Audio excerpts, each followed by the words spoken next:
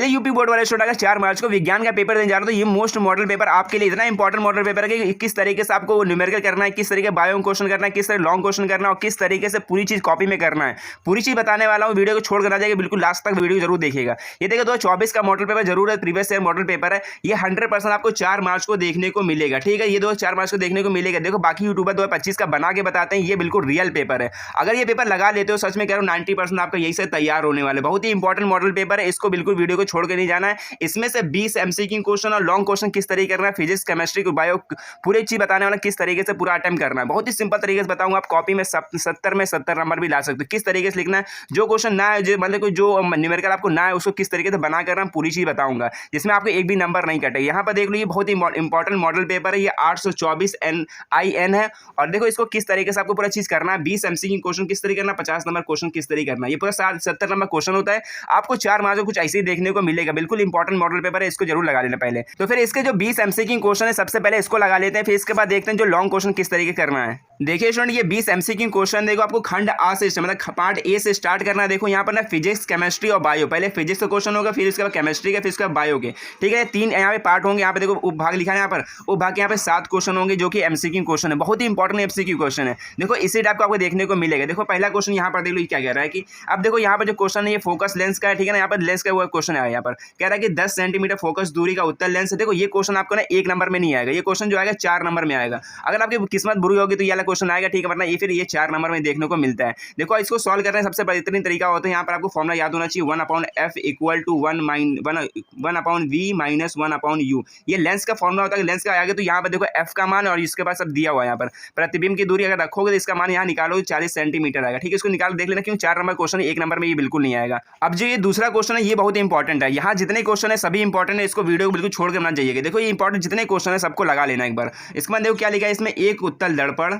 द्वारा उत्पन्न आवर्धन सदैव होता है। बताओ एक उत्तल दर्पण का जो आवर्धन होता है वो कितना होता है, 1 से अधिक होता है या फिर 1 से कम होता है या फिर 1 के बराबर होता है। अगर उत्तल दर्पण पूछ ले तो याद रखना बिल्कुल 1 से कम होता है, ठीक है ना। अगर यहीं पर अवतल दर्पण कह दे तो अवतल दर्पण के कितना होता है पता है आवर्धन, इसका आवर्धन जो होता है यहाँ पर देखो 1 से अधिक या कम हो सकता है। अवतल दर्पण के ये लगाना, अगर उत्तल दर्पण आ जाए तो 1 से कम होता है, ये बिल्कुल याद रखना। इससे देखो यहाँ पे इंग्लिश वर्जन भी दिया, आपको सिर्फ हिंदी में बता रहा हूँ। यहाँ पर देखो तीसरा क्वेश्चन ये भी इंपॉर्टेंट है, कह रहा है कि एक अभिसारी लेंस। अब बताओ अभिसारी लेंस क्या होता है। अभिसारी लेंस वही होता है जो किरणों को एक जगह समेट देता है, वो उत्तल लेंस कहलाते हैं। इसको क्या कहते हैं, उत्तल, ठीक है ना। उत्तल लेंस की फोकस दूरी 20 सेंटीमीटर है। तो इस लेंस की क्षमता बताना। देखो सबसे सिंपल तरीका ये होता है, देखो अगर सेंटीमीटर में निकाल लो, क्षमता निकालना चाहते हो तो यहाँ पर 100 यहाँ पे कितना दिया हुआ 20 दिया, तो 20 यहाँ डिवाइड कर देना, 0 0 का 2 5 10। अब बताओ यहाँ पे अभी सारी लेंस के ध्यान सब जो उत्तर आता है वो प्लस में आता है। यहाँ काटो कितना आएगा, 20 आएगा। ये 20 नहीं है, 5 आएगा, 2 5 10 5 आएगा यहाँ पर। तो यहाँ 5 कहाँ पर, वही प्लस में, तो ये देखो 5 डायोप्टर होगा, ठीक है। डी से मतलब डायोप्टर। यहाँ पर तीसरा क्वेश्चन हो गया।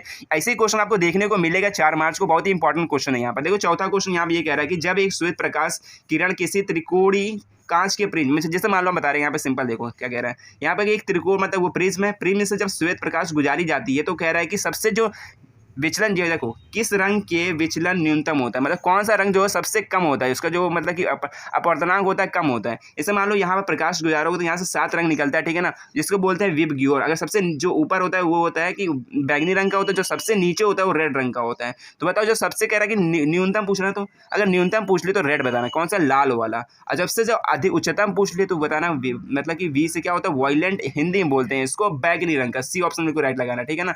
यहाँ न्यूनतम पूछ रहा है तो ये बिल्कुल लाल वाला, डी ऑप्शन बिल्कुल राइट है। अगर उच्चतम पूछ ले तो वो लगाना बैंगनी, ऐसे गलती मत करना, ठीक है। इसके बाद देखो 5वां क्वेश्चन बहुत ही इंपॉर्टेंट है। देखो ये क्वेश्चन आपको बहुत ही इंपॉर्टेंट है, ये क्वेश्चन बहुत कम ही पूछा जाता है, इंपॉर्टेंट क्वेश्चन है, याद देख लो। कह रहा है कि किसी पदार्थ के एल लंबाई तथा ए प्रतिच्छेद क्षेत्रफल के तार का प्रतिरोध 4 ओम है, ठीक है ना।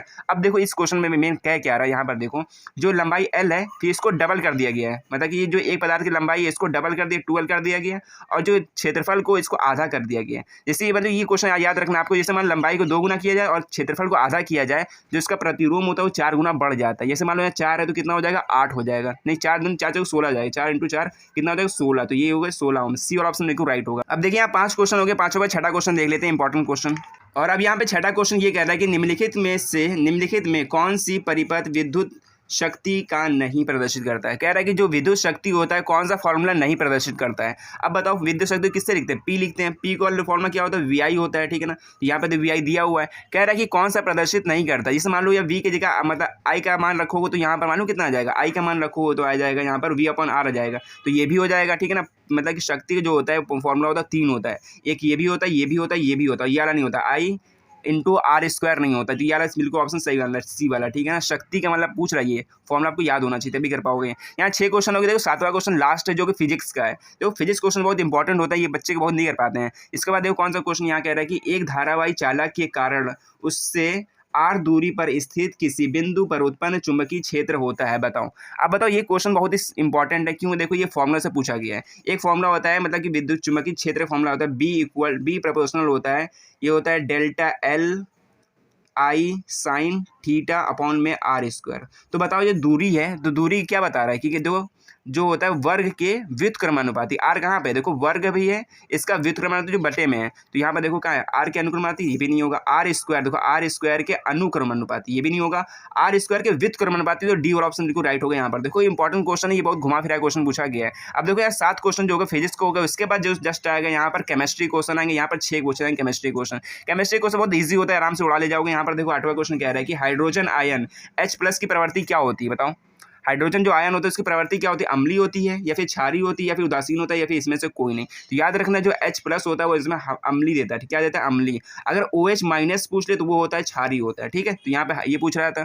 तो इसके बाद देखो क्वेश्चन जो नवा क्वेश्चन ये भी कह रहा है कि धावन सोडा क्या पता है, धावन सोडा के एक अणु में जल के अणुओं की संख्या कितनी होती है। आपको ये फॉर्मूला याद होना चाहिए, Na2CO3 इंटू 10H2 होता है, कितना होता है 10H2O। तो यहाँ पे हाइड्रोजन मतलब कि 10H2O, यहाँ पर जल कितना है, देखो जल कितने अणु है, यहाँ पे 10 अणु ना, इंटू 10H2O, तो मतलब कि यहाँ पर 10 होगा। अणुओं की संख्या कितनी, यहाँ पर 10 है। यहाँ पर 9 क्वेश्चन है, 9 के 10वां क्वेश्चन देख लेते हैं। और ये 10वां क्वेश्चन यहाँ पर ये कह रहे हैं निम्नलिखित में से कौन सा अधातु है। ये बहुत सिंपल क्वेश्चन, देखो कितना सिंपल है। अधातु बताना कौन सा था, क्रोमियम क्या होता है, ये तो धातु होता है, या फिर आयरन क्या होता है, ये भी धातु होता है, या फिर Hg क्या होता है, यहाँ पर मरकरी होता है, ये भी धातु होता है। कह रहा है अधातु कौन सा, तो हीलियम जो होती है गैस होती है, या अधातु है। सी और ऑप्शन बिल्कुल राइट हो। कितना सिंपल क्वेश्चन है, ऐसे सिंपल क्वेश्चन आएंगे। ये अपने दोस्तों के साथ शेयर करना, चैनल पर नए हो तो चैनल को सब्सक्राइब भी करते जाना। इसका देखो 11वां क्वेश्चन कौन सा है, ठीक है ना, धातुओं के लिए कौन सा सत्य नहीं है। अगर मान लो ये ऐसा क्वेश्चन आ जाए, इसके लिए आपको क्या करना पड़ेगा, चारों ऑप्शन को पहले पढ़ना पड़ेगा कौन सा सही है। देखो यहाँ कह रहा है कि धातुओं में कौन सी सत्य नहीं है, मतलब कौन सा सत्य ऐसा नहीं है। यहाँ पढ़ो, पहले ऑप्शन पढ़ो, यहाँ पे धातु सदैव सहसंयोजन यौगिक बंध बनाते हैं, हाँ तो बस यही पकड़ लो। ये पे ए वाला बिल्कुल जो धातुएं होती है वो सहसंयोजन नहीं बना के वो उप सहसंयोजक बंध बनाते हैं। और इसके बाद पढ़ो ये भी है, ये सब बस 11 नहीं है। और ये देखो धातुओं में धन आयन होता है, ठीक है। उसके बाद देखो धातुओं में इलेक्ट्रॉन त्यागने की प्रवृत्ति होती है, जब देखो इलेक्ट्रॉन त्यागते हैं तभी तो धन आयन बनते हैं, ये भी होगा, ये भी होगा। फिर इसके बाद देखो धातुओं में शलाकता का गुण होता है, ये भी होता है। बस ये वाला नहीं होता, ये लिखा रहा नहीं होता, तो ये वाला ऑप्शन बिल्कुल राइट होगा। और इसके बाद देखो 12वां क्वेश्चन देख लो कौन सा कह रहा है। 12वां क्वेश्चन इंपॉर्टेंट है। यहाँ पर कह रहा है प्लास्टर ऑफ पेरिस कि जल में अभिक्रिया कराने पर क्या बनता है, बताओ जरा। कितना सिंपल, ये तो जिप्सम सबको पता है, जिप्सम। मान लो प्लास्टर ऑफ पेरिस को जल से क्रिया कराओगे तो ये जिप्सम प्राप्त होता है। कितना सिंपल क्वेश्चन है, बी वाला ऑप्शन बिल्कुल राइट हो जाएगा। फिर इसके बाद देखते हैं 13वां क्वेश्चन। यहाँ कह रहा है कि एथेनॉल को सोडियम से अभिक्रिया कराने पर कौन सी गैस प्राप्त होती है, बताओ। 13 क्वेश्चन का आंसर कौन जाएगा, ऑक्सीजन गैस होगा, या फिर हाइड्रोजन गैस, या फिर C2H2 गैस होगा, या फिर C2H6 होगा। तो याद रखना एथेनॉल क्रिया सोडियम से कराने पर हाइड्रोजन गैस प्राप्त होता है, बी वाला ऑप्शन बिल्कुल राइट हो जाएगा।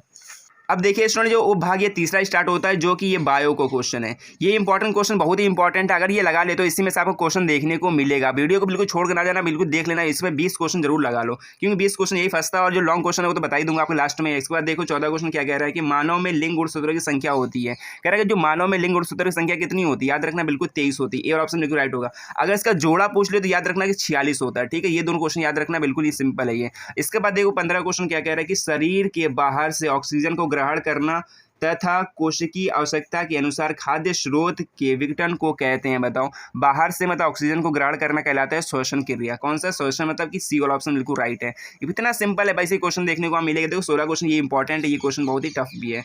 मस्तिष्क का मुख्य सोचने मतलब देखो मस्तिष्क जो होता है दिमाग का सोचने का जो भाग कौन सा होता है, मुख्य सोचने का भाग कौन सा कहलाता है, कौन मतलब भाग कहलाता है, बताओ जल्दी। मध्य मस्तिष्क कहलाता है, या फिर अग्र मस्तिष्क, या फिर पश्चिम मस्तिष्क। इसको याद रखना, डी वाला ऑप्शन बिल्कुल राइट होगा, अनुमस्तिष्क होगा, ठीक है। इसको इंग्लिश में बोलते हैं सेरेबेलम बोलते हैं, यार डी वाला ऑप्शन बिल्कुल राइट होगा, ठीक है ना। यहाँ पे डी वाला ऑप्शन। इसके बाद देखो 17वां क्वेश्चन यहाँ कह रहा है कि निम्नलिखित पौधों में से किसका जो पुष्प होता है जो एक लिंगी होता है। कह रहा है कि कौन सा पौधा है जिसमें पुष्प जो है तो एक लिंगी होता है। एक लिंगी पुष्प कौन होता है पता है? गुड़हल होता है, ये भी नहीं होगा। मटर हो गए भी, देखो बहुत बच्चे लगा देते हैं, मटर लगा चले जाते हैं। देखो मटर आपका, देखो यहाँ पे जो मेंडल ने प्रयोग किया था मटर का पौधा, बट ये मत लगाना। यहाँ पूछा क्या जा रहा है, देखो यहाँ एक लिंगी पुष्प पूछा जा रहा है, तो यहाँ रखना पपीता होता है। डी ऑप्शन बिल्कुल राइट होगा। यहाँ पर देखो 17 क्वेश्चन होगा, 17 के बाद 18 क्वेश्चन देख लेते। स्टूडेंट जो 18 क्वेश्चन ये भी इंपॉर्टेंट कह रहा है कि एक पोषी स्तर पर उपलब्ध कार्बनिक पदार्थों की कितनी मात्रा कह रहा है कि अगले पोषी स्तर तक पहुंचती है। कह रहा है कि जो एक कार्बनिक पदार्थ जो होता है एक पोषी से दूसरे पोषी से पहुंचने में कितने प्रतिशत पहुंचती है, तो याद रखना बिल्कुल 10%। बी और ऑप्शन बिल्कुल राइट होगा, 100% मत लगा देना। इसके बाद देखो जो 19वां क्वेश्चन है, कह रहा है कि पौधे में प्रकाश संश्लेषण का उत्पाद क्या है। जब पौधे प्रकाश संश्लेषण करते हैं तो उसमें उत्पाद क्या प्राप्त होता है ये बताना है यहाँ पर, कि प्रोटीन ऑक्सीजन या फिर ग्लूकोज ऑक्सीजन जल। याद रखना बिल्कुल ऑप्शन राइट होगा, बी वाला। क्या होता है, देखो जब पौधे में संश्लेषण होता है तो उत्पादन जो प्राप्त होता है वो ग्लूकोज होता है, ऑक्सीजन होता है और जल होता है। ए और बी ऑप्शन बिल्कुल राइट होगा। इसके बाद देखो 20वां क्वेश्चन, लास्ट क्वेश्चन है, ये भी इंपॉर्टेंट क्वेश्चन है। कह रहा है कि निम्नलिखित में से एक पादप हार्मोन नहीं है। बताओ पादप हार्मोन नहीं है, बताओ। ऑक्सीन, हाँ ये भी तो, ये ऑक्सीन भी है, और इसके बाद बी और ऑप्शन भी है, जिब्रेलिन भी है। फिर इसके बाद ये भी, हाँ ये और ऑप्शन बिल्कुल साइड राइट होगा, सी वाला। जो ये होता है पादप का हार्मोन नहीं होता है, साइटोकाइनिन भी होता है। ये और ऑप्शन बिल्कुल राइट नहीं होगा, ये ऑप्शन बिल्कुल राइट होगा। यहाँ पर कह रहा है कि एस्ट्रोजन जो होता है वो नहीं होता, पादप हार्मोन नहीं होता। यहाँ से देखो 20 क्वेश्चन तैयार होगा। इसके बाद देखो यहाँ पर जाता है फिजिक्स के क्वेश्चन स्टार्ट होते हैं। यहाँ पर देखो पार्ट 20 से स्टार्ट होता है, फिर पहले उपभाग आता है, ठीक है ना। जैसे मान लो उपभाग आ गया तो इसको, ये फिजिक्स क्वेश्चन है, मान लो यहाँ से जो क्वेश्चन आते हैं इसको आपको किस तरीके से करना है। यहाँ पर देखो पहला क्वेश्चन कह रहा है कि कारों के पास दृश्य दर्पण के लिए कौन सा प्रकार का दर्पण प्रयोग किया जाता है। जो कार जो लगे होते हैं, कार पीछे जो दर्पण देखने के लिए होता है किस प्रकार का होता है ये बताना है। जैसे मान लो कि आपको करना कॉपी में, आपको लिखना पड़ेगा, पहले उपभाग कर रहे हो, ठीक है, फिजिक्स क्वेश्चन उपभाग है, पर इसको आपको लिखना पड़ेगा। यहाँ पर प्रश्न संख्या डाल दी, यहाँ पर खंड बार डाल दो, उपभाग भी यहाँ पर लिखना पड़ेगा आपको। फिर इसके बाद देखो कार्यों में पार्श्व दृश्य दर्पण के लिए उत्तल दर्पण का प्रयोग किया जाता है। क्यों किया जाता है इसका पूछा, वरीयता क्या होती है। कह रहा है कि क्योंकि उत्तल दर्पण से वस्तु का प्रतिबिंब जो होता है क्या बनता है, छोटा बनता है, जिससे आपको पूरी पीछे की चीजें दिख जाती है। ऐसे आपको क्वेश्चन करना है, ठीक है। जैसे मान लो कि जो सिंपल क्वेश्चन ऐसे करना है। जैसे मान लो आपका न्यूमेरिकल क्वेश्चन आएगा, उसको कैसे करोगे, मान लो वो नहीं आ रहा न्यूमेरिकल क्वेश्चन, तो यहाँ पर देखो कह रहा है कि ये एक 3 सेंटीमीटर ऊंचाई की वस्तु का अवतल दर्पण जो 8 सेंटीमीटर दूरी पर रखी है, जो 4.5 सेंटीमीटर ऊंचाई का आभासी प्रतिबिंब बनाता है। प्रतिबिंब की स्थिति और दर्पण की फोकस दूरी ज्ञात करनी है। अगर ये क्वेश्चन आ गया तो आपको किसे करोगे, जैसे मान लो क्वेश्चन आ गया यहाँ पर, जिसको आपको क्या प्रश्न उत्तर संख्या डाल लेना, जो दिया हो पहले ये लिख लेना। जैसे मतलब वस्तु की ऊंचाई होगी, वस्तु की दूरी होगी, प्रतिबिंब की दूरी होगी, इस तरह लिखना आपको। जैसे मान लो डायग्राम बना, डायग्राम भी आपको बना लेना है। अगर आप इतना डायग्राम बना देते हो, थोड़ा बहुत फॉर्मूला लिख देते हो हल्का, इसका जो इतना एफ का मान है, वी का मान है, ये रख देते हो ना। अगर मान लो पूरा हल करना नहीं है तो इतना भी कर देते हो, मान लो 4 नंबर क्वेश्चन आपको यहाँ से 2 नंबर मिल जाएगा। आपको न्यूमेरिकल क्वेश्चन कुछ इसी तरीके से करना है। जैसे मान लो ये क्वेश्चन आ गया, इसी न्यूमेरिकल में इस तरीके से करना है, जो मान लो कि ना है, ठीक है ना। सबसे पहले जो थ्योरियल क्वेश्चन करना है। जैसे मान लो कि न्यूमेरिकल क्वेश्चन बच गया तो आपको कुछ ऐसे ही करना है, इसे ना है तो आपको छोड़ना बिल्कुल क्वेश्चन कोई सा नहीं है। इसके बाद देख लो क्वेश्चन कौन सा है, और इसी तरीके आपको सिंपल क्वेश्चन आपको देखने को मिलेंगे। आप देखो निकटदर्शी दोस्त क्या होता है, मतलब कि इसका किरणों को बनाना। फिर इसका स्वच्छ आंख के लिए नीला प्रकार जो रंग का जो आसमान का जो रंग होता है नीला क्यों दिखाई देता है। फिर इसी तरीके आपको क्वेश्चन देखने को, जैसे मान लो ये भी न्यूमेरिकल आ गया तो इस न्यूमेरिकल को भी आपको इसी तरीके करना है। जैसे मान लो कि जो क्वेश्चन यहाँ पर दिया हो ना, पहले यहाँ पर देखो ये समांतर क्रम वाला है तो समांतर क्रम निकालना, इसका भी समांतर क्रम निकालना। इस तरीके से आपको पहले निकालना। लॉन्ग क्वेश्चन है, जैसे मान लो जो नहीं आए तो आपको ऐसे कुछ बनाना पड़ेगा, यहाँ डायग्राम बनाना, फिर इसके बाद जो फॉर्मूला लिख देना। जैसे मान लो ना है तो यहाँ से आपको 6 नंबर क्वेश्चन है, 3 नंबर आपको यहाँ से मिल जाएगा। और फिर जो इसके बाद जो क्वेश्चन आते हैं वो केमिस्ट्री क्वेश्चन आते हैं। यहाँ देखो कह रहा है केमिस्ट्री को सोडियम ऑक्साइड की जल से क्रिया कराने पर क्या बनता है, मुझे चूने के जो क्रिया कराने पर क्या बनता है, इस तरह क्वेश्चन आपको देखने को मिलेंगे। और ज़्यादा क्वेश्चन जो आएगा यूपीएससी क्वेश्चन, देखो यूपीएससी क्वेश्चन आ गया, यहाँ पर देखो पीएच स्केल आ गया, संतरा हाइड्रोकार्बन है, इस तरह क्वेश्चन देखने को मिलेगा। इस तरह अपने क्वेश्चन बैंक से पढ़ सकते हो, ये बहुत सिंपल क्वेश्चन होते हैं। इसके बाद देख लेते हैं बायो क्वेश्चन किस तरह करना है आपको। देखिए जो बायो क्वेश्चन यहाँ पर उपभाग 3 से स्टार्ट होता है। यहाँ पर कह रहा है कि विखंडन क्या होता है, खंडन क्या होता है, मुकुलन क्या होता है, इस तरीके क्वेश्चन देना, 1 नंबर का होता है। और इसके बाद देखो यहाँ कह रहे हैं परितंत्र क्या होता है, ओजोन परत क्या होता है। फिर इसका भी देखो लॉन्ग क्वेश्चन आपको कुछ ऐसे देखने को मिलेगा। कह रहा है कि मादा को, मतलब कि मानव के मादा जनन तंत्र का नामांकन चित्र बनाना है, इसका वर्णन करना है। फिर इसके बाद यहाँ देखो ये एक और आ सकता है, यहाँ पर अथवा में एक और आ सकता है, यहाँ पर कि मानव के वृक्क की संरचना बताना आपको। इस तरीके देखने को मिलेगा। ये क्वेश्चन आपको यहाँ पर 6 नंबर लॉन्ग होते हैं, और जो शॉर्ट क्वेश्चन है 4 नंबर के होते हैं। इस तरीके आपको कर लेना, ठीक है ना। जो भी डाउट हो कमेंट सेक्शन में पूछ लेना। आपको कुछ ऐसे क्वेश्चन ना है तो आपको इसी बना के करना है। तो मिलते हैं नेक्स्ट वीडियो में। सो बाय।